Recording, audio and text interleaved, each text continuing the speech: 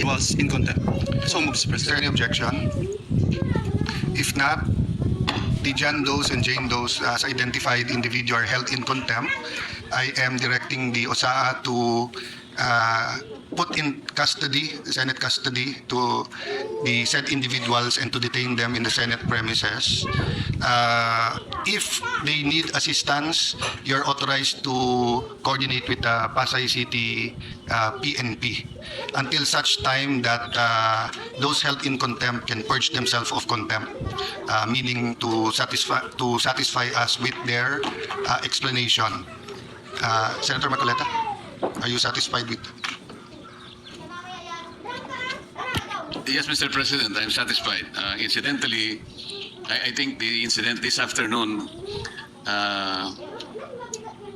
can also be used to appeal to the Supreme Court that it's now high time for them to dispose or act on the petition, on the inquiry, whether or not the former president was, or the abduction of the former president violated Philippine laws.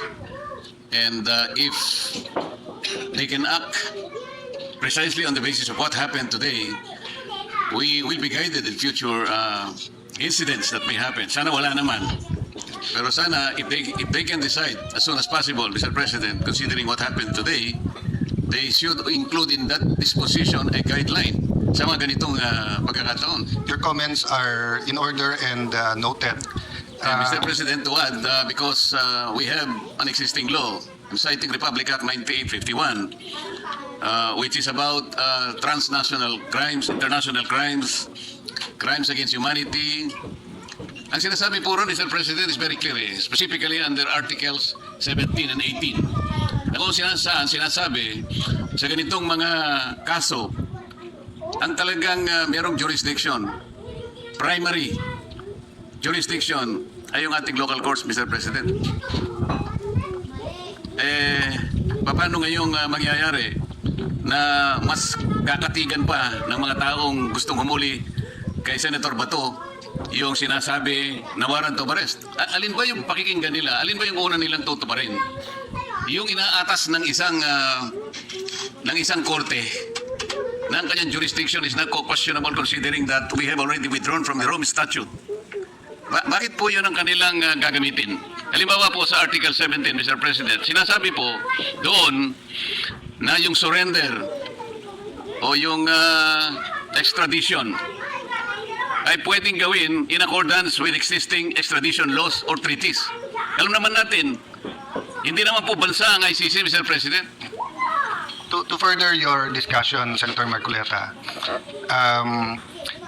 under the ICC rules, if a nation exits ICC, they're given 1 year to authorize an investigation.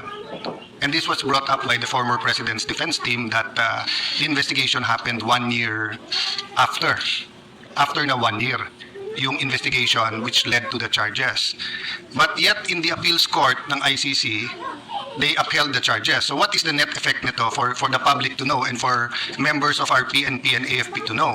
That means that under the Duterte ruling, whether it's the Marawi siege, whether it is the battle, the 30, 40, 50 year fight with the Communist Party, CPP, NPA, the ICC now can suddenly come out with warrants for any cabinet member or any elected official or any general or colonel or sergeant of our military and police under the doctrine that they did under Duterte. So if you do not have to pass Philippine courts, then we will have dozen, 2 dozen, 4 dozens, 100 former Senator Trillanes going to different places and just picking up anyone and saying that they have to be brought to The Hague. So that would be ridiculous. So that is precisely why we passed Senate Resolution 44, that each Filipino, regardless of political color, regardless of background, will have to have their day in court. Having said that, we will, in fact, deal with that during the hearings of the Committee on Rules and the Committee on Public Order. What is important right now is that we assure the Philippine Republic that the Senate is functioning and there is no threat from stopping us by any legal machination or manipulation. Having said that, Senator Marcoleta, with your indulgence, just while we were passing the motion to hold in contempt the NBI agents, retired Major General Rene C. Samonte, our Sergeant of Arms, gave me this. May 11, 2026, for Senate President Alan Peter S. Cayetano, sir, as directed herewith is the sequence of events as to the reported assault on Senator Ronald De La Rosa. Earlier this morning, 0700 hours, NCR Chief Attorney Dong Gallo made a call to the undersigned to coordinate an arrest order. As per agreement, the supposedly arrest should be effected when the warrant of arrest is presented as per guidance of former Senate President Vicente C. Soto. On or about 2 p.m., the warrant of arrest was shown to the former Senate President in the presence of the undersigned, but copies were not allowed to be distributed. Truly yours. So, the investigation will bear out what happened. The point I want to make is that even assuming fully coordinated yung arrest warrant, they should have approached Senator Bato or approach the Sergeant at Arms, given a copy of the warrant, and negotiate his surrender because they are in Senate premises. Pero instead, nakipaghabulan sila. Hinabol nila, they attempted to stop Senator Bato from attending the session. Even ordinary arrest, konsehal, vice mayor, sangganuyang panglalawigan, even SK, when they're in session, usually yung police pupunta doon, magpupos, i-coordinate sa presiding officer, sasabihin, ito ang warrant of arrest. So we cannot excuse yung paghahagod o yung habulan inside the Senate premises. Now, as to whether the NBI is justified, whether there are any criminal laws violated, whether there are administrative laws, we will wait for the investigation. So we are holding them in contempt precisely because of the actions they've taken and the manner in which they tried to not arrest him, but to prevent Senator Bato from reaching the Senate plenary hall. Mr. President, having held them in contempt, I believe an investigation is proper. Yes. Thank you, Mr. President. So we'll refer all of the comments after the previous referral to the Committee on Rules and Committee of Public Order. So all of these comments said in plenary is, and including the videotape, including the report, the spot report of the Sergeant of Arms, is referred to the two committees. Senator Bato. Mr. President, while the investigation is pending, this representation would like to move that the current Sergeant at Arms be replaced with the former Sergeant at Arms, Brigadier General Mau Aplaska, Mr. President. I so move. If I may intervene, I appreciate your immediate action, Sergeant at Arms, and you're I had a couple of sidebars this afternoon, and I think this is my only interaction with you except for bumping into you. He's been very candid. He's acted on it right away, but just given the situation now, I tend to agree with Senator Bato that in the meantime, we have an acting Sergeant at Arms, but if the good general can continue assisting the Senate, your service is very much appreciated. But I think it will also protect you from future. Before we decide on the motion of Senator Bato, Senator Marcoleta. So my point is that the motion of Senator Bato, in my view, does not reflect on your actions, but is really in the nature of like when we have preventive suspensions. It's just to make sure that everything is in order while the investigation is ongoing. Senator Marcoleta. Mr. President, I don't think we can make that conclusion today that whatever happened now or earlier this afternoon does not reflect to the work of the Sergeant at Arms. Preliminary, I agree. Because I'd like to ask whether in his explanation the former Senate President knew that that was the way that the sitting senator be treated, even for the sake of an argument that there is a valid warrant of arrest.